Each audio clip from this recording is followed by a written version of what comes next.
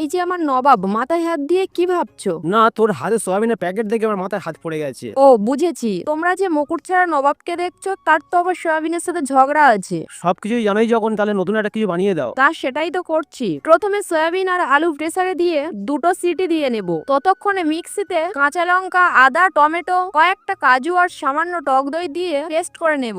এবার সেদ্ধ করা সয়াবিন, আদা আর 2-3টে লঙ্কা জল ছাড়া মিক্সিতে পেস্ট করে নেব। এবারে এর মধ্যে দিয়ে দেব পরিমাণ মতন লবণ, হলুদ, গরম মশলা আর সামান্য পরিমাণ চিনি। সেদ্ধ করা আলু আর অল্প একটু বেসন দিয়ে ভালো করে মেখে হাতে একটু তেল দিয়ে সয়াবিনের বলগুলো তৈরি করে গরম তেলের মধ্যে দিয়ে লাল লাল করে ভেজে নেব। এবার ওই তেলের ওপর গোটা গরম মশলা আর আগে থেকে পেস্ট করে রাখা মশলাটা দিয়ে পরিমাণ মতন লবণ, হলুদ, লঙ্কার গুঁড়ো দিয়ে ভালোভাবে কষিয়ে পরিমাণ মতন জল ঢেলে দেবো। এবার ফুটে এলে সয়াবিনের কোপ্তাগুলো দিয়ে ওপর থেকে ঘি, গরম মশলা ছড়িয়ে গরম ভাতের সাথে পরিবেশন করুন। দেখবেন আজ খেতে বসে সকলে মাছ মাংসর নামই ভুলে গেছে। কি গো, কি রান্না করেছো? এত সুন্দর গন্ধ বেরিয়েছে।